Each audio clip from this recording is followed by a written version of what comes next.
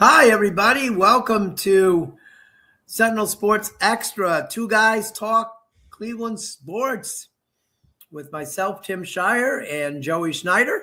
What's going on? Hey, look at that, Joey. I got my name right tonight. I know it was perfect. Looks like Joey and I are both finally healthy. Relatively. Physically, maybe not mentally, but we are here. And so we've got 45 minutes tonight of talking Cleveland sports, Cavs, Guardians, Browns, and I am in two places. We are doing the show, and I'm covering the Cavs game. I know it doesn't look like the Cavs game behind me, but I can be in two places at once. It's a good background. Yeah. So, and you can't even hear the crowd. It's beautiful. No, it's crazy. You probably saw my post-game or my pregame show earlier, and you'll see my post-game show after they beat the Pistons tonight. So without Donovan Mitchell, by the way. Well, I don't know if he's been ruled out for tomorrow tonight. He was ruled out for tonight. But he's gonna come back soon. I think they just want him healthy for the long run. They just want him healthy, yeah. So they beat the Nets in a close game on Sunday. After they snapped a 2-game losing skid that they could have won both of those games. Yeah. After smacking around the New York Knicks last Tuesday, smacking them around. I have to tell you, Joey, it was so pleasant at Rocket Arena after that game last Tuesday. The New Yorkers left right away. Normally, when they win, they hang around, and they're so annoying. And I'll tell you what, though, there were a lot less Knicks fans in the crowd than there has been in the past. And I think the Cavs fans have finally, they feel like I do. Stay out of our arena. Don't sell tickets to them.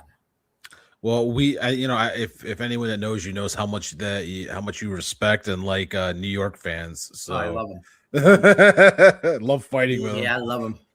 But I love them. Go on. Oh, I mean, team. When you're a good team, you travel pretty well. But they're not a good team. That's the thing, Joey. No. They are good right now. I mean, when you're. I shouldn't say good. I mean, when you're a beloved franchise, because we know there's. Who are they beloved? Who are they beloved by outside of New York? New York is a lot of people. That's the point, right? So people just think New York's good. They don't even know. No, I'm saying is that it's one of the biggest franchises in all of sports. Why though? Because it's a New York team. New York, LA. But they're not good. It doesn't matter. They have been in this NBA since the first year. Okay, that's what they have. They're a founding franchise. I'll give them that. And they're in the largest city in the country. They are not a historic franchise. Maybe just because they came in the league at the beginning. That's where it ends right there. 1947, okay? That's where it ends. When was right there? When was they the last have time? 2 championships. Okay. In 78 years. There's still one of the it's still a beloved franchise by the largest city in the country. They're always going to travel. So why are fans here? I've talked to fans who are Clevelanders. Why the hell are you a Knicks fan? Well, it's not like they've been better than the Cavs. Well, look at I think. When were you born, Joey? I was born in '85, but this is the point I'm bringing. This is the point I'm bringing up. It had already been 13 years since they won their last championship. The point I'm bringing up though is let's say Browns. I grew up a Browns fan, but my favorite player in the league when I was a kid was Sterling Sharp. So I was a Packers fan. I was also a huge I also loved Reggie White, so I was an Eagles fan. I don't understand. No, I feel like sometimes people just pick New York because they naturally think they're good because the national media talks about them constantly. Well, I mean, I think that sometimes you latch, especially the younger generation latch, like it kind of started with my generation where, I mean, I've always been a Browns fan day one, but there What were about the Cavs? Have you always been a Cavs fan? there was never any I other don't want to team. talk about the Browns at all in this. Sorry, just using it as an example. It's hard because I was never a fan of another basketball team or another baseball team. It's always I like the Sacramento Kings and the Cavs. I've always been a Cavs and a Guardians fan and never cared about any other team. So, but in this newer generation, you latch onto a player and that becomes your favorite team. I guess that's true. You look at the Cavs. Donovan Mitchell likes the Cavs because of LeBron James. Right. I mean, and you see kids, nowadays, they have they see Luka Doncic and all of a sudden they're a Lakers fan or and before that a Dallas fan or a Jokic in Denver. Think about this, Joey. I mean, how many bandwagon LeBron fans were? How many fans had? When's the last time that the New York Knicks had a LeBron type or Luka Doncic type superstar? And don't tell me Jalen effing Brunson, because that guy is mid at best, as the young people like. I would say the last big time player that you could latch on to for the Knicks,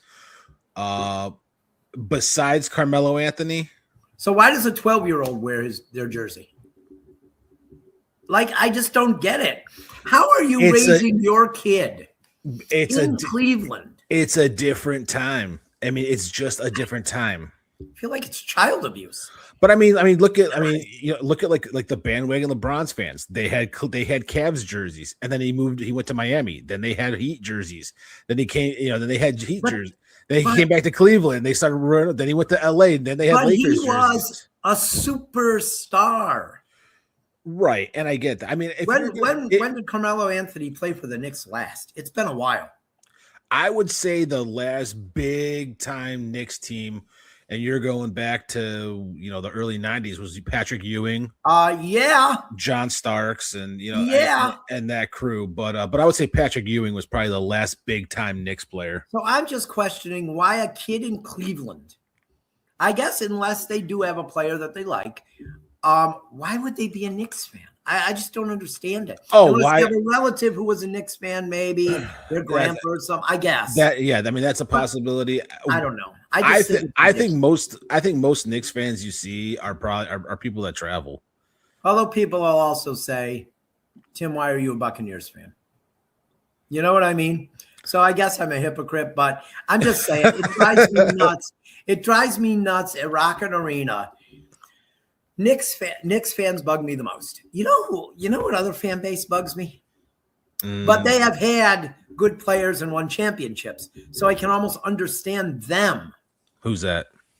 Warriors. Yeah, I mean, I can get that. Steph Curry is relatable to kids. He is. I mean, I think that Steph Curry is up there with LeBron James. He changed the game. He changed the game, the way the game was played. Well, he stole it from Mark Price, but that is true. But so you got some when the Warriors come, because you also got Draymond Green, a couple sections over when they played the Warriors the one year. They had big Draymond Green fans there in the whole section. The counselors had taken the kids from the juvenile center, juvenile delinquents, to see their favorite player, Draymond Green. And I never saw so many fights in the stands with kids kicking each other. Where? You know what's funny is, for as much hate as Draymond gets, I don't think he's a horrible guy. I don't either, and I think that he was crucial to those championships they won. Oh, he was. And he was the biggest critic of Kevin Durant when he came, and wasn't he? I don't think he got along at all. No, I think that he was a critic of that guy who is now in Washington. Oh, Jordan Poole. Yes. The one he knocked out in Remember? practice. Oh my! That was one of the most vicious punches I've ever seen. I thought that. I thought he killed him. Okay, Draymond Green's a complete asshole. Like it turns out Jordan Poole was the asshole. Draymond is a smart, he's a smart player. Yes. He's got a high basketball IQ. He knows how to get in your head. He doesn't care about getting technicals. Yeah. And me and you talked about, how the Cavs needed some toughness, and Schroeder and Naquan Tomlin, they brought some of that toughness. Yeah, Ellis and stuff. Yeah, Keon Ellis and Harden stuff. He don't give a crap. No, yeah. Harden just doesn't care. But you need those guys, and Draymond has been that guy on the Warriors for a long time. So he has been. So we have the game tonight with the Pistons. I think let's go back to that game on was that Friday? Yeah, Friday with Detroit. In Detroit, where the Cavs lost by a point. You know what that game proved to me, Joey? What's that? That unless someone else beats them first, the Pistons, the Cavs are knocking them out of the playoffs. Because J.B. Bickerstaff is still a bad coach. You think? He's still a terrible game day coach. I think that game reminded me of was when he was his last year as head coach, and the Golden State Warriors, who you're just talking about, were missing 4 of their 5 starters. And they beat the crap out of the Cavs by like 20 points. And Ty Jerome, this guy nobody heard of, had his career high that night.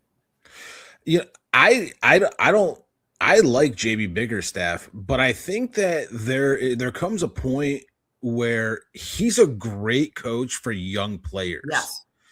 And as soon as those players become established, then you need to bring someone in who knows ball better. And that guy is Kenny Atkinson here. And let me tell you something. JB Bickerstaff will tell you himself that he is the smartest basketball guy he knows. He is so arrogant. By the time he left here, the media had just had enough of him because he thinks he's so smart. And, I saw a media guy tweet after the game. You know who Tom Wither is. Oh, yeah, of course. I can't wait to the Cavs Pistons playoff series. Because we know what's going to happen. He will outthink himself, and the Cavs will win the series. The Pistons aren't getting past the second round. And let me tell you something. Say they end up playing the Heat in the first round. Eric Spoelstra. Great coach. Can outcoach him. Yeah. You know what I mean? With less talent. I think the biggest thing for the Cavs is you got to go. I don't think there's not every year that the Cavs go into the playoffs. Usually there's like one team that I'm like, oh, if they go up against them, I'm not really sure. It's going to be tough. It just seems like that. And I can say wholeheartedly this year, there is not one team in the East that I think the Cavs should be afraid of. I'm worried about Boston. I think the Cavs can 100% beat Boston. Yeah, I think they can, but I'm worried about them. So I think if everyone is healthy, there's no injuries happen in the playoffs. Yeah. There's not one team that I'm worried about in the playoffs. That is a big if, but I think that's we know that. We can't ignore that. No, but I'd rather be the 4 seed being healthy going into the playoffs, the 4 or 5 seed being healthy. No, not 5. No, you want home court. You want home court in the first round. You don't want to be giving home court to anybody. You don't want to never have home court throughout the playoffs. If you can't win on the road, you shouldn't be in the playoffs anyway. Well, they are one of the better road teams. The Knicks are horrible on the road. The Knicks are under 500 on the road. But, they're like way over at home. I wonder why that is. Okay, let's move on here. I do want to say something tonight. We're going to take a couple minutes of the Guardians' time, and then it'll probably end up being, depending on how long I talk here, then we'll just take a couple minutes of the Browns' time too. But I want to bring up a point: high school sports. Mm-hmm. We talked about that. I was going to talk about this, Joey. Okay. About bowling. Mm-hmm. Okay. And I want to make myself very clear here. Very, very clear here, because I told you this, and everybody that I've talked to about this, I've told them that it's one program. It's not any, and it's not the kids. Okay. It's not the kids. It's not the kids at all. And the Fairport Harbor. Okay. I was their PA guy for 2 years. I love Fairport Harbor. I love their school. Their new school's beautiful. Their basketball team won again tonight to advance to the district final. Well, they won last night, Monday night. So great coach. They're Dustin Ettinger, their coach. Great coach. Great fans at basketball games. Girls basketball coach, great guy. I've interviewed their players. Basketball, football, baseball. I never interviewed their track team, but I assume that,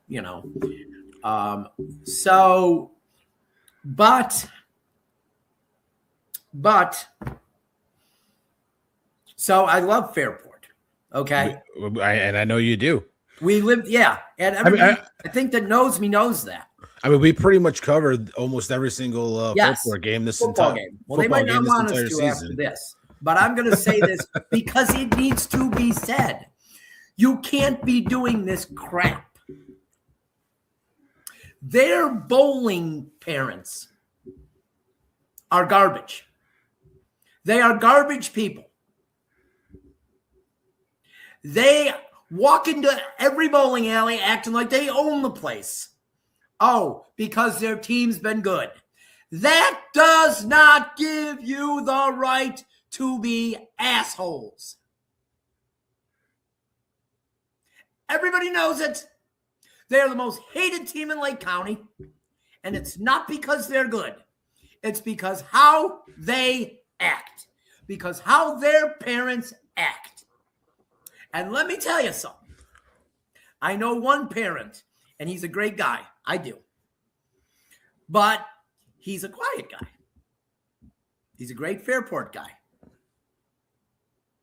He is a first responder. He's a great guy. He's not like these other arrogant people. They've been arrogant for years. When I went down to the state bowling tournament, the last time I went down, 3 years ago now. 3. I didn't go this year or last year. The Fairport girls. The parents were horrible. And the athletic director gave me the number of the bowling coach so I could text her and interview her. And she told me, we don't do interviews. Screw you. Can you imagine being a high schooler or a high school coach, and especially and it doesn't matter what school it is in Lake County, whether it's Menor, which is one of the biggest schools, or down to Fairport, which is the smallest. The kids love to get that recognition. She thought she was too good. Too. She thought she was too good. Mm-hmm. Okay, and this coach at the time. Her sister had played basketball, and her sister was a great person, a really nice person. So I guess she thought she was better than the Lake County Sentinels. Well, screw her, okay? So let me tell you, I watched them bowl that day. They flamed out. They got eliminated at the first cut. Their arrogant parents who had invaded that bowling alley like they owned the place. They left. They were done. So that was the first thing I saw. I didn't write an article. I said, I'm not writing about these people. I am not writing about these people. I didn't write an article. So this year at the sectionals at Wycliffe Lanes. So I get there, Joey. I'm running late. Mm-hmm. So I'm focused to get inside. Sure. Because I'm always focused at these bowling things, trying to, find the lane where we're at so I can set up my equipment. You've always been a big part of the bowling league in Lake County. So I didn't realize that I went in front of some kids from Cuyahoga Heights that were getting off the bus. Oh, okay. But I'm a criminal now because one of the Fairport parents, when I got in there, he's taken chairs from they were on like lanes, I don't know. Whatever. 1, 2, 3, 4, 5, Right. 6. They were on like 7 and 8. And he's taken chairs from lanes 1, 2, 3, and 4. Taking all the chairs and bringing them over there. So I'm saying to one of our kids, I'm like, why is he taking all those chairs? Oh, the parent attacks me, Joey. Starts yelling at me. Sees my name on the back of the shirt, calls me by name, starts yelling at me, the asshole. He's taking chairs from someone else's lane, and I'm just wondering why he's doing this. Like he owns the bowling alley. They made an announcement later not to take chairs from other people's lanes. Because you know what happened, Joey? Everyone had to stand? No. The old grandparents from the kids from Berkshire and Perry, and I can't remember it was Berkshire and Perry. You know what? The old grandparents, they were quite a bit older than me, had to walk to the bar and carry chairs back. Mm. Because their chairs were taken by Mr. Big Shot Tall Fairport Dad, who thought he ran the bowling alley. Yeah, if that was me, I'd be bringing the chairs back as he's trying to take them. If you saw the looks on people's faces when this guy was yelling at me, a Wycliffe bowler who will remain nameless wanted to go over and punch him because he was acting like such a jerk.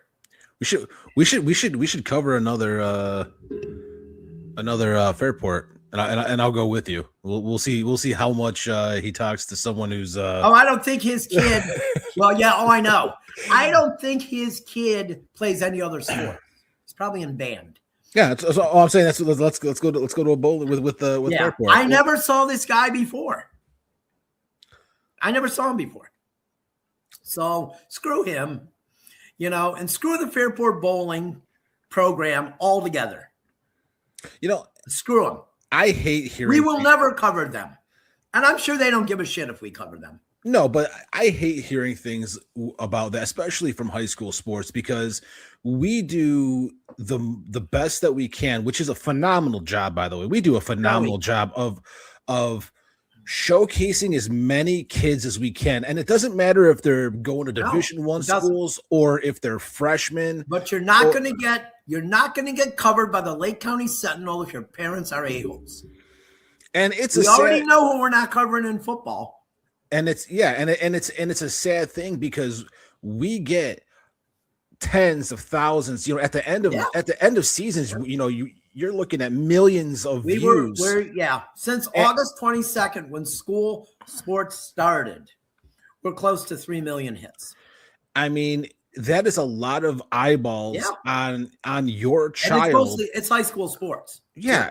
I mean, and we love God, we love covering high school. So, but there's the thing, Joey. I don't like private schools. I'm not a fan of private schools. But let me tell you something. At the state championship this weekend, mm-hmm. the Lake County private school that we're not covering anymore in football. Yes. I was rooting for them to finish ahead of Fairport. We're not going to see the name. Yeah. Love the coach. Parents, you got to get it under control, man. That's it. Kids are fine. Rotten people. Got to get it under control, parents. You don't got to yell every time something doesn't go your way. For God's sake, it's a sport. And swear it's going to happen. Kids. And say rotten things to kids. God, show some class. Think we're gonna have to move. We should probably move on here, Joey. I've taken 10 minutes on this. Let's move on to the guards. Let's do the guards for 10 and the Browns for 10. There we go. The Guardians, they just keep losing this spring. My God, they lost again today. What's their record now? Let me look here. I think it's 5 and 9. Oh yeah, it's not good, Joey. It's not good. After starting out 4-0. Yeah. Sound the alarm at spring training. Yeah. They are now. Oh, they're now 5 and 7. 5 and 7. Which means I'm only bringing up the spring training record because and when it comes to the Browns in training camp, preseason. If they're like 3 and 1, they're going to win the Super Bowl. Preseason champions. Yeah. So it's horrible. It's going horrible right now. Like they're disgusting. Can I start this off with one thing that I hate hearing is me and you. There's a couple players me and you are really looking forward to seeing. I think I'm safe to say that one of them is Chase DeLauder. Oh yeah. Players are gonna get.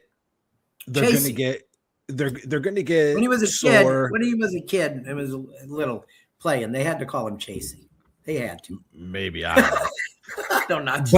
But I know that Chasey kid. I hate him. Well, I don't think you're going to hate Chase DeLauder. But if you listen to the show last week, which I wasn't able to be on, Chuck was on, and he was just talking about hearing the sound off of the bat for DeLauder, which is what you told me, all those years ago when John Kenzie Noel and the captains, and just because someone's gets sore or gets stiff in training camp doesn't mean that it's going to be a common occurrence. I know he had some injuries last season, but man, is this kid really doing well? Well, first game back, he hits a homer. His body is probably saying, "Hey, wait a minute. We've gone more than 3 weeks. You're still healthy. So let's give you some muscle aches." Yeah. I mean, this is the reason that you have training camp. This is the reason it's because your body's got to adjust to a 162 game season. I'm sure there's a lot of players that are sore, but I also think that if you're a team like the Guardians, you're looking at Chase DeLauder and you're like, this might be the guy. Let's hold him out for a little bit and not see what happens. And I'm sure they hold other players out too that they just doesn't get as big. Let people. Oh, like nobody played today. Like no guys who are going to be starters played today. Right. Basically. I mean, it's just ridiculous. You hear, he's going to fight injuries his entire career. For God's sake, his body's letting him know, okay, you're playing everyday baseball. They have a long season ahead of them. You're going to get some muscle aches. He was back in the lineup after Guardians not even a week. Negative.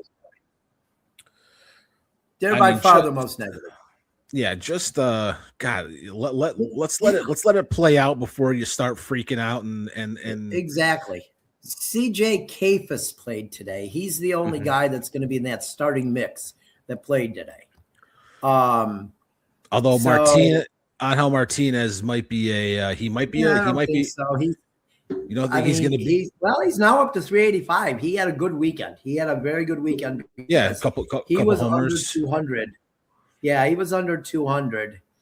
Going into the weekend. So he had a good weekend.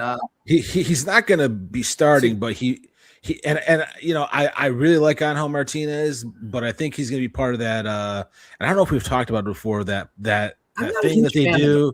That thing that they do where they don't play guys every day. What's that called again? Oh, you know what Chuck talked about last week when you weren't on? Something that bothers him. He talked about, I don't think we talked about this on here.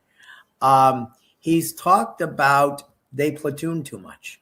That's the word, platooning. Okay, that's right. Yeah. Yeah, Yeah, he did. And I was like, talked about that. No, not yet. The thing with Chuck is, you can doubt what I say. People can doubt what Joey says. But Chuck has been covering the Cleveland baseball franchise in one capacity or another since 1973.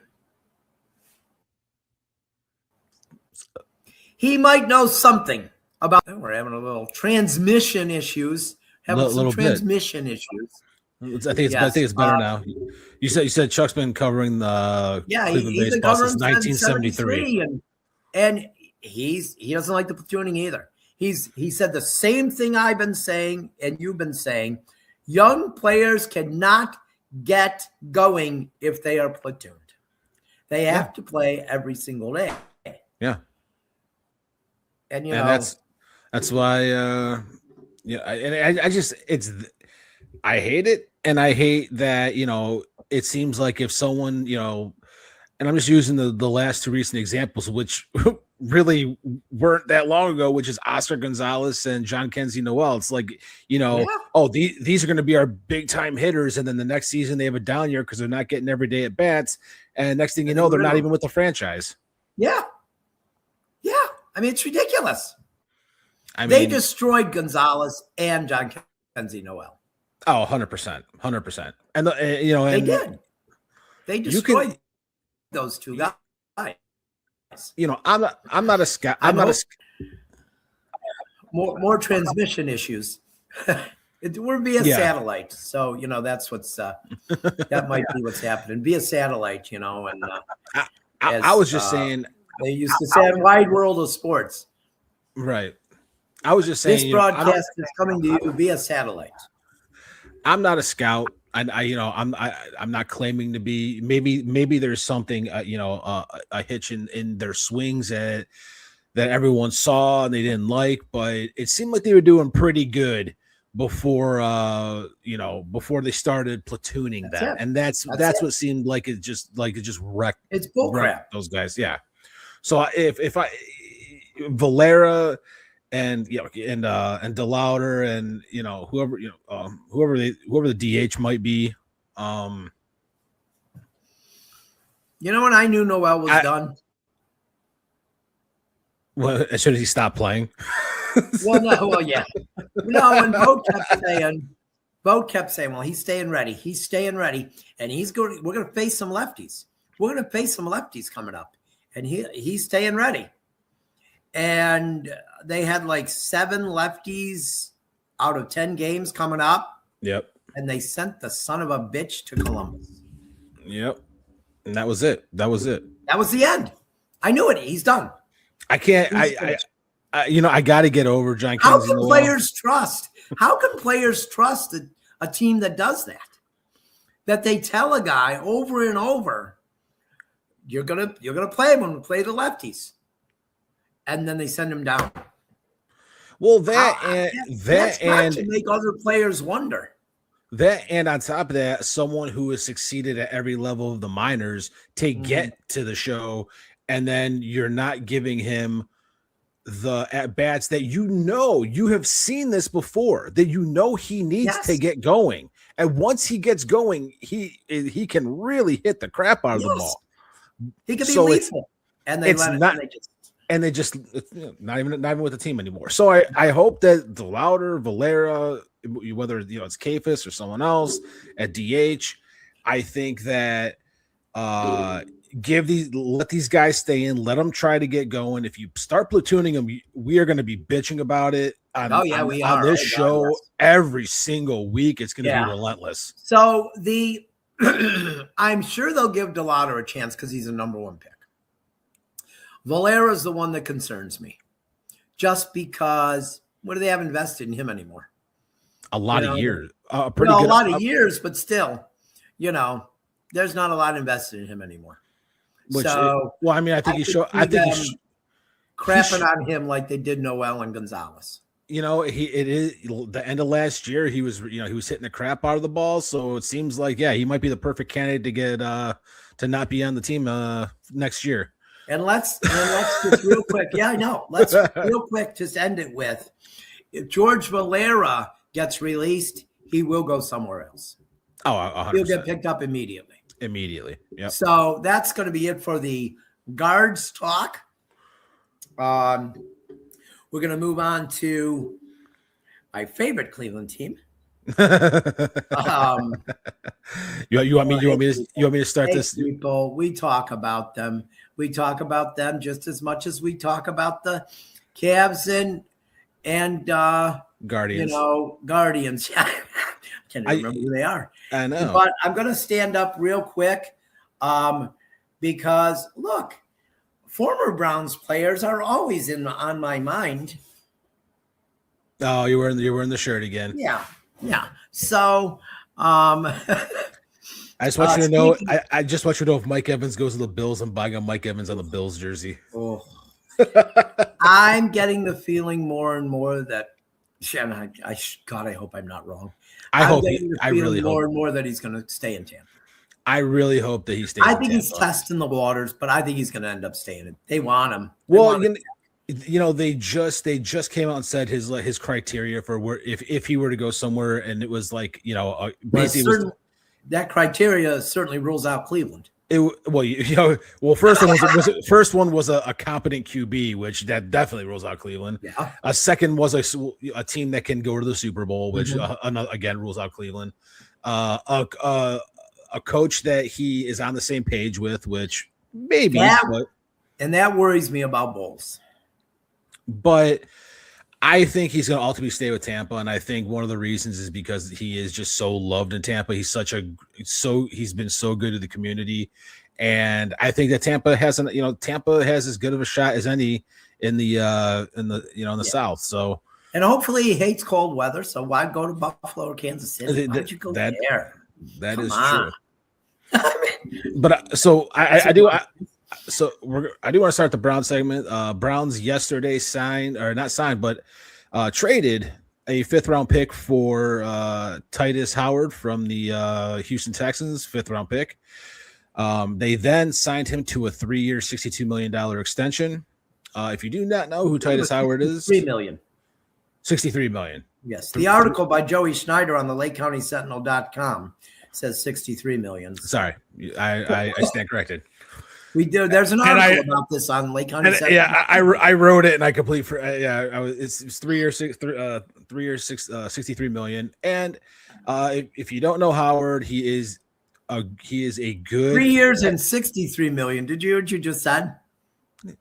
3 years, 63 million. You said the last time you said it, you said 3 years and 363 million. Oh Jesus! Oh, sorry. Yeah, he took the whole salary cap. You know what? After the Watson trade, nothing's. They're going to have to cut half of him. I put after the Watson trade, I put nothing past the Browns. Oh, I know. But Howard is he's a 6'5", 322-pound right tackle. He graded 18th out of 89.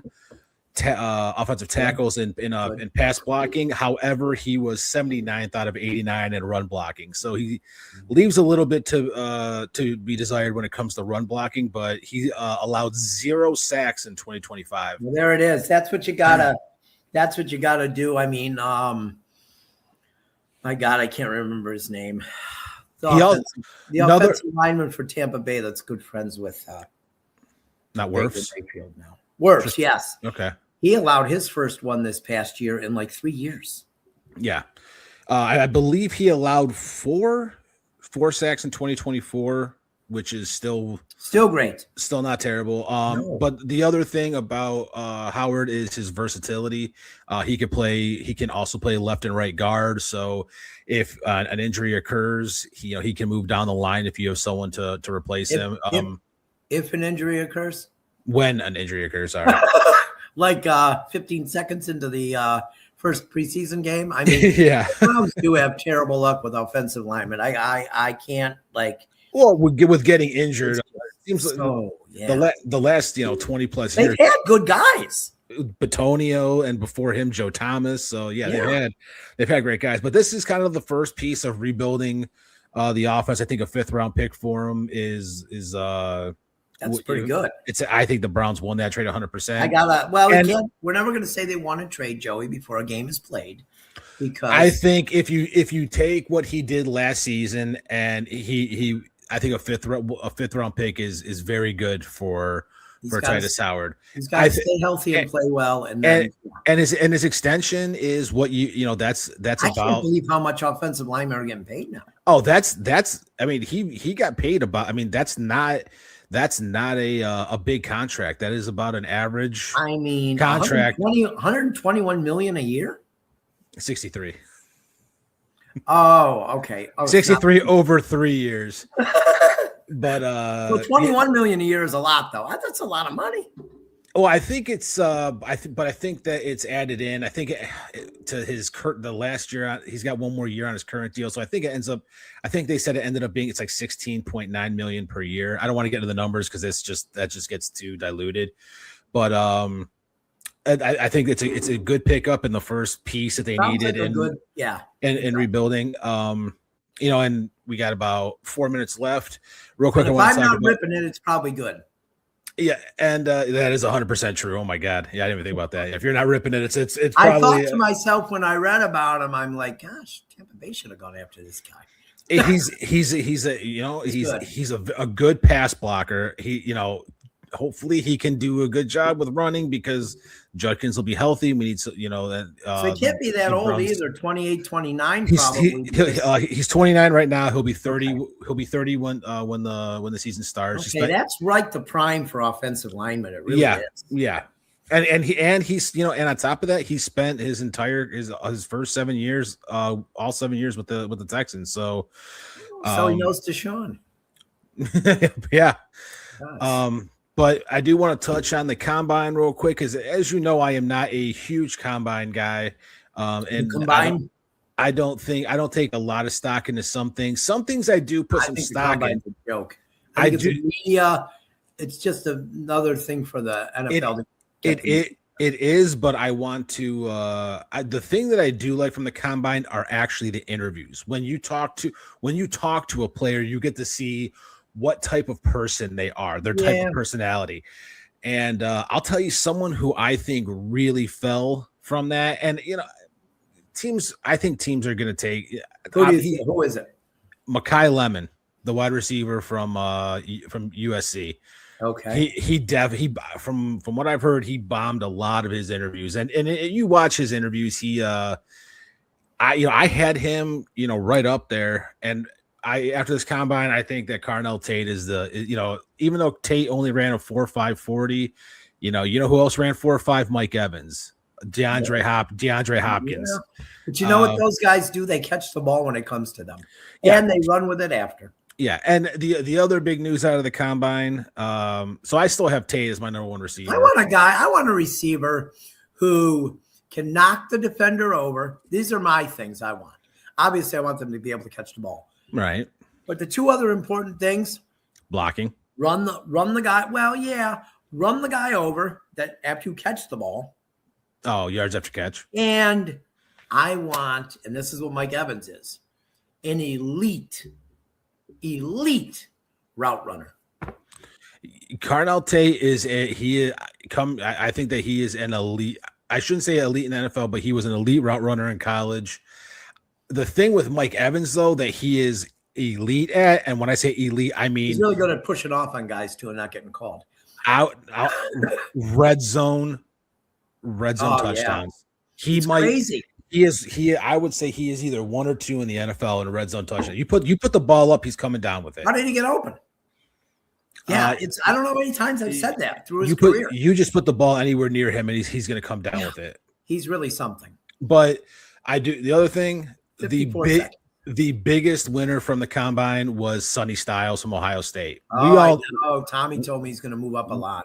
He's not falling to Tampa Bay. He's not falling to Tampa Bay. I don't see him falling out of the top 8. I think you're going to see both Styles and Reese be off the board.